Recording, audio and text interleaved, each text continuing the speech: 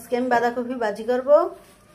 এই যে বাঁধাকপি আর গাজর সেদ্ধ করে নিলাম, এখন শুধু ভাজি করব। এই যে ভাজি করার জন্য পাতিলে তেল দিয়ে গরম করে নিলাম। এখন পেঁয়াজ, কাঁচামরিচ, রসুন কুচি এগুলো দিয়ে দিলাম। এগুলো হালকা একটু ভাজা ভাজা করবো, তারপরে বাঁধাকপিগুলো দিয়ে দেবো। এই যে হালকা ভাজা ভাজা হয়েছে, এখন এগুলো দিয়ে দেবো।